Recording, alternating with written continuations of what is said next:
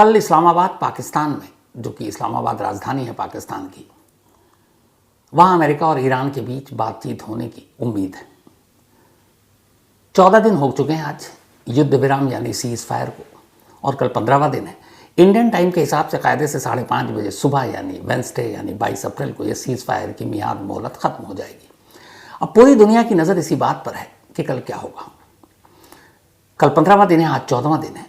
पिछले 14 दिनों से आपने न्यूज़ चैनल पर किसी भी या अखबार में सुर्खियों में तस्वीरों में बम गिरते हुए, मिसाइलें गिरते हुए, तबाही बर्बादी, तेल गैस के कुएं में आग की तस्वीरें नहीं देखी होंगी, और ये अच्छी चीज़ है। लेकिन कल की बातचीत के बाद क्या होगा कुछ, ये फिर से ये सारी तस्वीरें लौट आएंगी, फिर से वही बर्बादी और तबाही की तस्वीरें देखने को मिलेंगी। और क्या हॉर्मुज़ का वो रास्ता खुल जाएगा? क्योंकि याद कीजिए कि 28 फरवरी को जब इस जंग की शुरुआत हुई थी, जब इजराइल और अमेरिका ने ईरान पर हमला किया था, तब मसला कुछ और था। तब ये कहा गया था कि ईरान न्यूक्लियर प्रोग्राम नहीं चला सकता, बम नहीं बना सकता, अपने जो यूरेनियम है वो नहीं रख सकता। फिर धीरे धीरे ये जंग पता नहीं कहाँ चली गई। और अगर आज देखें आप, पिछले 15-20 दिनों 25 दिनों से, बल्कि 2 महीने होने वाले हैं अब इस जंग को, 28 तारीख को हो जाएगा पूरा, ये पूरा घूम फिर कर हॉर्मुज़ पर आकर ठहर गया। क्योंकि ईरान को एक बड़ा हथियार मिल गया, हॉर्मुज़ का वो रास्ता, जिससे जंग सिर्फ 3 देशों के बीच नहीं रही, न ईरान, इजराइल और ईरान अमेरिका, बल्कि पूरी दुनिया की बन गई। क्योंकि उसी हॉर्मुज़ के रास्ते से तेल और गैस की सप्लाई 20% दुनिया की जो खपत करती है पूरी, और उस रास्ते पर कंट्रोल ईरान का। ईरान ने इस एक रास्ते को बंद कर जाने अनजाने पूरी दुनिया को इस जंग की आग में झोंक दिया। तेल में आग लगी, तेल की कीमतें बढ़ने लगी, महंगाई बढ़ गई, खुद अमेरिका परेशान। और इस सीज फायर के दौरान भी ये उम्मीद थी कि शायद ये हॉर्मुज़ खुल जाएगा रास्ता। ईरान ने खोला भी, फिर बंद कर दिया। वजह यह कि अमेरिका ने एक तरफ बातचीत की बात कर रहा है और दूसरी तरफ इसी हॉर्मुज़ के इर्द गिर्द उसने अपने अमेरिकी नौसैनिकों का जो पूरा बेड़ा है उसकी नाकेबंदी कर दी, मतलब हॉर्मुज़ के रास्ते को घेरना शुरू कर दिया। और ऐसे में तभी ईरान का एक बयान आया, वो ये कि अगर किसी ने भी हॉर्मुज़ पर कब्जा करने की कोशिश की तो अंजाम बुरा होगा। और उसने हॉर्मुज़ की हिफाजत के लिए हॉर्मुज़ के इर्द गिर्द चारों तरफ सी माइंस बिछा रखी। सी माइंस बोले तो समुद्री बारूदी सुरंग, बारूदी सुरंग। अमूमन माइंस हम सभी सुनते हैं कई बार। माइंस का इस्तेमाल पहाड़ों में बड़े बड़े चट्टानों को तोड़ने के लिए किया जाता है, ब्लास्ट करके। उसके बाद अपने देश में माइंस की बात करें तो बहुत सारे नक्सलियों ने माइंस का इस्तेमाल किया। नक्सलियों के इलाकों में ज़मीन के अंदर बारूद बिछाते, पता चले नहीं, आपके जैसे ही कदम पड़े आप उड़ जाए। तो माइंस वो है जो ज़मीन के नीचे हो, लेकिन माइंस को समंदर के नीचे भी रखा जा सकता है, और यही काम ईरान ने किया। अब ईरान ने समुद्री माइंस तो बिछा दी, लेकिन फिर एक रिपोर्ट आई और ख़ुद अमेरिका की तरफ से कि ईरान भूल गया कि उसने ये माइंस कहाँ कहाँ बिछा रखे। अब भूल गया, उस इलाके से बड़े बड़े जहाज़ के टैंकर गुजर रहे हैं, माइंस टकराया, फट गया तो क्या होगा। 33 किलोमीटर चौड़ा और 2-2 किलोमीटर, 2-2 मील बल्कि पतले नाले जैसा पूरा हॉर्मुज़ का रास्ता है। आम दिनों में जब शांति होती तब भी हॉर्मुज़ के करीब जब तेल के बड़े बड़े जहाज़ आते हैं तो वैसे ही वहाँ पे ट्रैफिक जाम हो जाता है, जैसे सड़क पर आप देखते होंगे कोई बहुत बिजी रूट हो किसी इलाके का, चौराहे का, वहाँ पे ट्रैफिक बहुत ज़्यादा लंबी लंबी जाम। तो समंदर में तो खुला समंदर है, लेकिन इस हॉर्मुज़ के पास आकर समंदर के में भी इन जहाज़ों के कतार और लाइन लग जाते हैं, ट्रैफिक स्लो हो जाता है। वजह ये कि संकरा सा रास्ता है, जहाज़ बड़े बड़े हैं, तो उनको उसी हिसाब से गुजरना पड़ता है।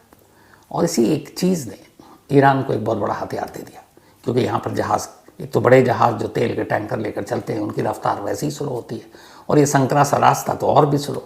तो ऐसे में ऐसे जहाज़ों को निशाना बनाना बड़ा आसान काम होता है। और ईरान ने अमेरिका को सबक सिखाने के लिए यही किया। अमेरिका ने मिडिल ईस्ट में अपने सेना के अड्डे बनाए, बदले में ईरान ने कहा कि ठीक है, उसी मिडिल ईस्ट के देशों के तेल और गैस को हम दुनिया के देशों तक पहुँचने ही नहीं देंगे। रास्ता एक हॉर्मुज़, और उसी हॉर्मुज़ पर कंट्रोल कर रखा है ईरान ने। हॉर्मुज़ की कहानी तो आपको बहुत सुनाई। इस समुद्री या बारूदी सुरंग क्या है, सी माइंस क्या है, कैसे बिछाया इसको ईरान ने। तो ये जो बारूदी सुरंग होता है, इसको समंदर के नीचे बिछाने का या बिछाने के कई तरीके हैं। इसको आप जो नौसेना के जंगी बेड़े होते हैं, जहाज़, युद्धपोत जिसे कहते हैं, आप उसके ज़रिए बिछा सकते हैं। इसको आप पनडुब्बी के ज़रिए बिछा सकते हैं। इसको आप तेज़ स्पीड बोट जो होता है, स्पीड बोट, उसके ज़रिए बिछा सकते हैं। हेलीकॉप्टर के ज़रिए आप बारूदी सुरंग को समुद्र में रख सकते हैं, उतार सकते हैं, प्लेन से उतार सकते हैं, तो है बड़ा आसान। लेकिन एक चीज़ याद रखें, समुद्र की लहरें बड़ी तेज़ होती हैं, पानी का बहाव तेज़ होता है। कई बार ये बारूदी सुरंग उसी बहाव में अपनी तय जगह से आगे निकल जाता है, और कई बार ऐसा भी होता है कि वो ऐसी जगह आगे निकल गया तो सेफ पैसेज है। अब वहाँ अगर कोई जहाज़ गुजर रहा हो, टकरा गया तो क्या होगा, अंदाज़ा लगाइए। इसीलिए इसे ढूंढना भी मुश्किल है। कहते हैं कि सी माइंस यानी कि बारूदी सुरंग समंदर के अंदर बिछाना सबसे आसान काम है और निकालना दुनिया के सबसे मुश्किल कामों में से एक है। अब ईरान ने कहा हमने बिछा तो दिया, लेकिन हम भूल गए कहाँ कहाँ बिछाया। कुछ तो है जिसे निकाल सकते हैं, नष्ट कर सकते हैं। कुल मिलाकर ईरान ने 3 तरह के सी माइंस यानी बारूदी सुरंग हॉर्मुज के इर्द गिर्द सुरक्षा कवच के तौर पर बिछा रखा। इनमें से एक है मूड माइन, जो महाम सीरीज ईरान का है, पहला नाम है इसका। दूसरा है सदाफ माइन और तीसरा है इन्फ्लुएंस माइन। ये 3 तरह के माइन है जो हॉर्मुज के इर्द गिर्द बिछाए गए और उन तीनों की खासियत है, ये तीनों अपने एक से खतरनाक माइन है, एक से खतरनाक बारूद है, बारूद का ढेर है। जो मूड माइन है, जो महाम सीरीज ईरान के पास है, उसकी खासियत यह है कि इसको किसी स्पीड पोस्ट, बोट या युद्धपोत, इनके जरिए समंदर की गहराई तक पहुंचाया जाता है। सबसे पहले समंदर की गहराई में एक बड़ा सा लोहे का चेन या फिर रस्सी, उसको ले जाकर नीचे किसी समंदर के तल में कोई ऐसी चीज़ बनाई जाती है जिसके अंदर उसको अटकाया जा सके। तो लोहे का चेन या रस्सी समंदर के तल से बांध देते हैं और उसके बाद उसी रस्सी या चेन से ये सी माइन को बांधते हैं। सिरा बड़ा होता है और उसके बाद बांधने के बाद वो वहाँ उसे छोड़ देते हैं। अब ये बारूदी सुरंग पानी में तैर रहा होता है, फ्लोट कर रहा होता है, क्योंकि उसका एक सिरा रस्सी या लोहे के चेन से बंधा हुआ है समंदर के तल से। अब बड़े बड़े जो जहाज़ गुजरते हैं उनकी गहराई भी होती है, लेकिन यहाँ फ़ायदा ये उठाता, समंदर की गहराई तो इतनी है कि कहते हैं कि कोई नाप ही नहीं सकता, तो उन जगहों पे इसको लगाएंगे तो कोई फ़ायदा नहीं है। यहाँ पे भौगोलिक स्थिति और इस समंदर की खासियत यह है कि हॉर्मुज के इर्द गिर्द पानी की गहराई कम है और नीचे पहाड़ और वो सारी चीज़ें हैं, पत्थर वत्थर, उथला है ये पूरा, और पानी की गहराई कम।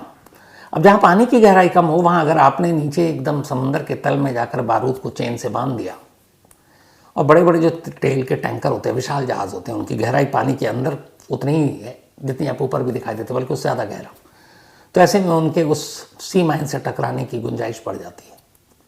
तो पहला है यही मूड माइन यानी कि महाम सीरीज, जिसको रस्सी या चेन से बांधकर समंदर के अंदर छोड़ दिया जाता है और वो तैरता रहता है, और जैसे ही कोई बड़ा जहाज़ उसके संपर्क में आता है यानी वो टकराता है, ब्लास्ट हो जाता है, जहाज़ तबाह। ये पहला तरीका है जो ईरान ने बिछा रखा है हॉर्मुज के इर्द गिर्द। दूसरा है सदाफ माइन। सदाफ माइन एक तरह का मैग्नेट बारूदी सुरंग है। इसको गोताखोरों के जरिए, पनडुब्बियों के जरिए समंदर के अंदर नीचे छोड़ा जाता है, और फिर ये जहाज़ चूँकि उसमें लोहा आयरन सब होता है तो मैग्नेट का काम करता है और जाकर चिपक जाता है। अब इसमें एक टाइमर भी होता है, चिपका पता चला, इसके बाद टाइमर के जरिए टाइम उसमें फिक्स है, जहाज में ब्लास्ट। तीसरा है सबसे खतरनाक, इन्फ्लुएंस माइन। इन्फ्लुएंस माइन की खासियत यह कि ऐसा बारूदी सुरंग है जिसे न बांधने की ज़रूरत है न उसको मैग्नेट की ज़रूरत है। यह सिर्फ पानी के दबाव, एक नॉर्मल पानी अभी है और अचानक एक लाखों टन वजनी जहाज आ गया तो पानी का दबाव अपने आप बदलेगा। जहाज की आवाज़, जो बड़े बड़े टैंकर हैं उनकी आवाज़ बहुत तेज़ होती है, जैसे फ्लाइट में आप बैठते हैं तो देखते हैं, तो उसकी आवाज़, तो जैसे ही कोई करीब से गुजरे जहाज़ तो पानी का दबाव और उस जहाज़ की आवाज़ को ये सेंस कर लेता है, मतलब महसूस कर लेता है, और बस उसी पानी के दबाव और उसी जहाज़ के आवाज़ के ज़रिए इसमें धमाका हो जाता है। पर यह तभी होता है जब कोई बड़ा जहाज़ इसके बेहद करीब हो, तभी तो वो सेंस करेगा। तो ये तीसरी तरह की बारूदी सुरंग है। ईरान ने ये 3 तरह के बारूदी सुरंग या सी माइंस हॉर्मुज के इर्द गिर्द चारों तरफ बिछा रखे हैं। अब जैसा मैंने कहा कि कुछ ऐसे हैं जो आपने समंदर में डाले, पानी की रफ्तार है, बहाव है, पानी की लहरें इधर उधर जा रही हैं, तो वो भी तैरते हुए बारूदी सुरंग अपना रास्ता बदल लेते हैं, जहाँ डाला वहाँ पता नहीं वहाँ से निकल लिए। अब यहाँ मुश्किल ये है कि ईरान ने जहाँ जहाँ डाला या इस बम को रखा, ईरानी रिवोल्यूशनरी गार्ड कॉप, ये उनकी जिम्मेदारी है, वो करते हैं। अब कई बार वो इसी जंग में वो लोकेशन पर पलट गया, जिससे उनको खुद मैसेज नहीं मिल रहा वो कहाँ पर है। अब वो परेशान है, कुछ जगहों पर रखकर शायद भूल गए। इधर जंग में कई लोगों की मौत हुई, जिन लोग शामिल थे उनकी भी मौत हो गई, पता नहीं। अब ईरान की दिक्कत ये है कि अगर शांति भी हो जाए, युद्ध विराम भी हो जाए, जंग खत्म भी हो जाए, तो फिर ये कैसे ढूंढे, और इसको ढूंढना आसान भी नहीं और बेहद खर्चीला भी है। और अमेरिका तक ये खबर पहुंची कि ईरान भूल गया। अब अमेरिका भी परेशान है, क्योंकि अमेरिका ने उस हॉर्मुज़ को चारों तरफ से घेरा हुआ है, नाकेबंदी कर रखी है। अमेरिकी युद्धपोत लगातार हैं वहाँ पर, जो मिडिल ईस्ट के देशों में थे। लेकिन मुश्किल है, और ट्रंप बार बार कह रहे हैं अगर कुछ नहीं हुआ हम हॉर्मुज़ पर कब्जा कर लेंगे। और ईरान हॉर्मुज़ को छोड़ना नहीं चाहता, क्योंकि क्यों छोड़े, वो उसकी अपनी जगह है। तब ईरानी नौसेना के लिए दिक्कत यह है कि वो अगर आगे बढ़े हॉर्मुज़ पर कब्जा करने के लिए, तो बाकी तो सब ईरानी फोर्स, ईरानी रिवोल्यूशनरी गार्ड, उनकी नौसेना, उनकी एयरफोर्स अलग है। जो समंदर के अंदर गुमनाम जगहों पर पड़े हुए हैं सारे बारूदी सुरंग, उनका क्या करें। और इसीलिए अमेरिका परेशान है, और इसीलिए वो आगे भी नहीं बढ़ पा रहा है, इसी डर की वजह से। अब बारूदी माइंस बिछा दिए गए। खुद अमेरिका अब ये कह रहा है कि इन माइंस को हटाने में हमें वक्त लगेगा। अगर ढूंढ लिया और हालात कंट्रोल में हुए और खुद अमेरिका हॉर्मुज़ तक पहुंच भी गया, तो कहते हैं कि एक सी माइंस को पता करके, अगर आपने पता कर लिया कि एग्जैक्ट किस लोकेशन पे है समंदर के अंदर, तो उसे हटाने में करीब 5 घंटे लगते हैं। ईरान के पास इस वक्त जो रिपोर्ट है वो है कि 5 से 6,000, 5 to 6,000 के बीच में सी माइंस हैं, बारूदी सुरंग, 5 से 6,000। और एक रिपोर्ट ये भी है कि जब ये जंग चल रही थी और हॉर्मुज़ पर ट्रंप ने धमकी दी कि हम कब्जा करेंगे, तो ईरानी रिवोल्यूशनरी गार्ड कॉर्प्स ने हॉर्मुज़ के इर्द गिर्द बारूदी सुरंग का एक जाल बिछा दिया, ताकि कोई भी दुश्मन आए, ब्लास्ट हो और वो जहाज़ उनका बर्बाद। तो कहते हैं कि जो 5 से 6,000 के करीब सी माइंस हैं, उनमें से 50% के आसपास ईरान ने हॉर्मुज़ स्ट्रेट के इर्द गिर्द डाल रखा है समंदर के अंदर। अब अगर एक सी माइंस को हटाने में कम से कम 5 घंटे लगे, और मान लीजिए 6,000 माइंस है और 3,000 बचा, मतलब रख दिया है ईरान ने, तो अगर हिसाब जोड़िए 5 घंटे के हिसाब से और 3,000 सी माइंस यानी बारूदी सुरंग को, तो करीब करीब 1.5 साल से ज़्यादा का वक्त लग जाएगा। और अगर एक साथ 20-20 टीमें पूरा कंट्रोल में हो एरिया, तब भी लगा दे तो 3 महीने से ज़्यादा का वक्त लगेगा। और उसके अलावा जोखिम बहुत है, खर्चा बहुत है, क्योंकि इसको पता लगाने के लिए जो इक्विपमेंट्स, जो मशीनें ज़मीन से लेकर आसमान तक नुकसान ना हो, तो फिर रोबोट, ड्रोन, चॉपर, हेलीकॉप्टर और बाकी के जहाज़, पनडुब्बियाँ जो दूर से पता लगाए, और फिर इनको बर्बाद करने का तरीका एक ही होता है, इनको बाहर वापस नहीं ला सकते आप।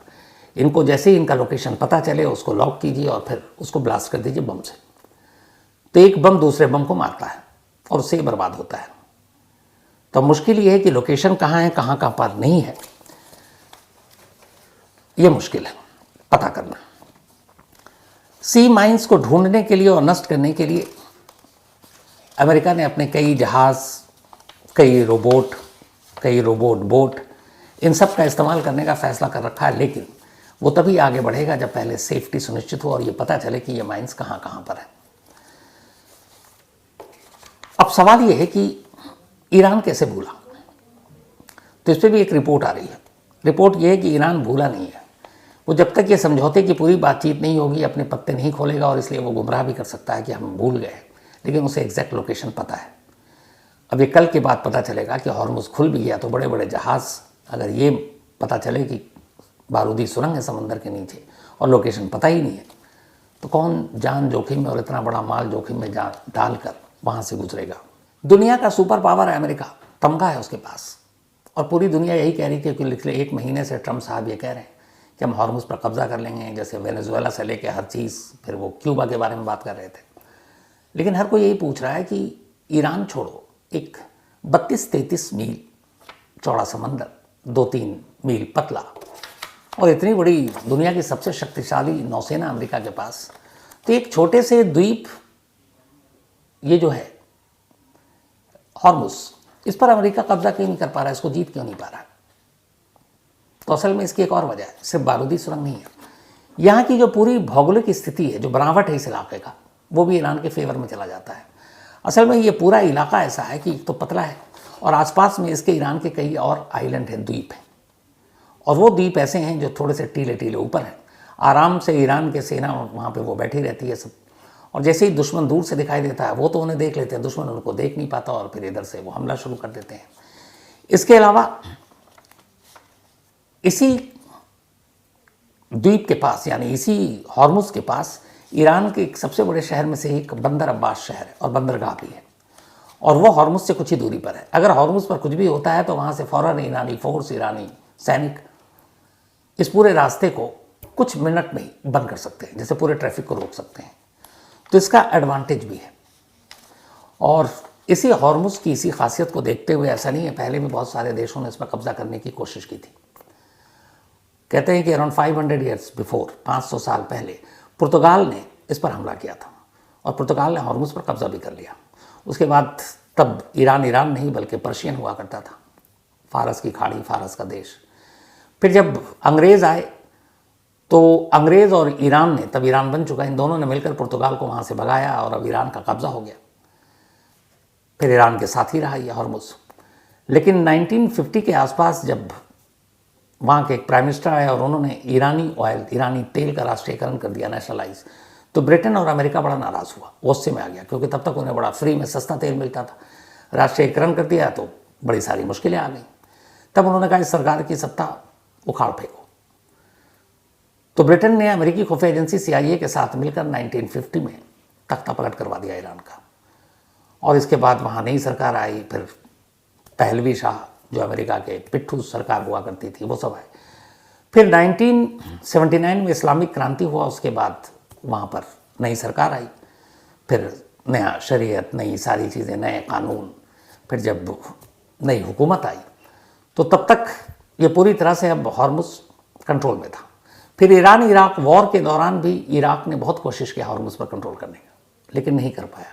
उसकी वजह यही है, इसका भौगोलिक पूरा की स्थिति, कि यहाँ तक पहुँचना बड़ा मुश्किल काम है। जब अमेरिका ने यह कहा कि हम हॉर्मुज पर कंट्रोल करेंगे, तब खुद नाटो के देश, जो अमेरिका के दोस्त देश थे, जिसमें ब्रिटेन भी है, ब्रिटेन को तजुर्बा है इस बात का, हॉर्मुज का, उसने कहा इससे कुछ नहीं होगा, हॉर्मुज पर कंट्रोल इतना आसान नहीं है। और वही हुआ। जो जंग ईरान के साथ शुरू हुई थी न्यूक्लियर प्रोग्राम को लेकर, यूरेनियम को लेकर, आज हॉर्मुज पर आकर केंद्रित है। पूरी दुनिया की बस एक ही है कि हॉर्मुज खुल जाए तो ये तेल गैस की जो किल्लत है, महंगाई है, ये सब दूर हो, और नज़र इसीलिए हॉर्मुज पर है। अभी कुछ दिन पहले जो भारतीय जहाज़ वहाँ से आ रहा था तेल, उस पर भी ईरान ने गोलीबारी कर दी थी। तो अब इस हॉर्मुज को लेकर दुनिया की निगाहें, और पूरी दुनिया की निगाहें हैं 22 तारीख यानी 22 अप्रैल बुधवार को कल इस्लामाबाद में, जहाँ पाकिस्तान में ईरान और अमेरिका के बीच बातचीत होनी है। पहले राउंड की बातचीत तो नाकाम रही, क्योंकि दोनों देश का कहना है कि वो ज़बरदस्ती शर्तें थोप रहे हैं, और दोनों देश की एक मजबूरी भी है। ईरान की मजबूरी ये है कि ईरान इस तरह समझौता करना चाहता है कि ताकि ईरानी जनता को ये एहसास दिलाया जा सके कि हम झुके नहीं, हम जीते हैं, हम हारे भी नहीं। और उधर अमेरिका को ये दिखाना है दुनिया कि हम हारे भी नहीं, हम झुके भी नहीं, हमने कोई शर्त भी ऐसी नहीं मानी और हमारा मकसद पूरा हो गया। अब सवाल यह है कि एक टेबल पर दो देश और दोनों जीत के साथ उस टेबल से उठें, ये कैसे मुमकिन है? फिलहाल 3 चीज़ें हैं जो इस बातचीत को किसी अंजाम तक ले जा सकती हैं, जो कल की बातचीत है। पहला, यूरेनियम। अमेरिका की जिद है कि यूरेनियम हमें दे दो, ईरान वाले। इस पे बातचीत बन सकती है कि ईरान अपने किसी दोस्त, जिस देश पर भरोसा है, उसे कहे ठीक है कुछ % यूरेनियम हम उनकी निगरानी में रख सकते हैं। चीन और रूस हो सकता है, या फिर कोई इंटरनेशनल एजेंसी। दूसरा,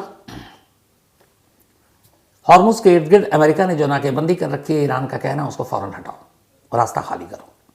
हो सकता है अमेरिका इसको भी तैयार हो जाए, मान ले। पर तीसरा, घूम फिर कर यही हॉर्मुज, क्या हॉर्मुज पर पूरा कंट्रोल ईरान का ही रहेगा, ये अमेरिका मानेगा? हॉर्मुज से अब टोल या टैक्स ईरान वसूल करेगा, क्या अमेरिका मानेगा? और क्या अमेरिका से ज़्यादा इस वक्त जो गल्फ के देश हैं, चाहे वो सऊदी अरब हो, चाहे लेबनान हो, यूएई हो, कतर हो, कुवैत हो, जॉर्डन हो, इन सब के तेल गैस इसी रास्ते से गुजरते हैं। तो क्या ईरान को पूरा इसी तरीके से जैसे पहले था कंट्रोल देकर अमेरिका अपने इन दोस्त देशों को मिडिल ईस्ट के नाराज़ करेगा? तो सारी चीज़ें 3 मुद्दे पर है, लेकिन सबसे अहम वही हॉर्मुज हो जाता है जो इस वक्त बारूद के ढेर पर बैठा है। अगर बातचीत कामयाब हो गई तो मानकर चलिए हॉर्मुज का रास्ता खुलेगा और दुनिया में तेल और गैस की किल्लत खत्म होगी, महंगाई नीचे आएगी। और अगर गलती से कल भी समझौता नहीं हुआ तो हॉर्मुज का रास्ता बंद रहेगा और तेल में और आग लगेगी। तो क्या कुछ होता है अब ये कल पर डिपेंड करेगा कि क्या बातचीत होती है। वैसे उम्मीद तो यही है कि जो भी हो अच्छा हो, क्योंकि बार बार मैं कहता हूँ जंग हमेशा बुरी चीज़ लेकर आती है, तबाही, बर्बादी। इसमें वो लोग मारे जाते हैं जिनका सीधे सीधे कोई लेना देना भी नहीं, और ये ताकत और पावर, सत्ता, इन सब का खेल है। तो दुआ यही है बातचीत हो, शांति हो, अमन हो, जंग रुके और सब लोग अपनी तरीके से ज़िंदगी जिए। इसी दुआ के साथ कहानी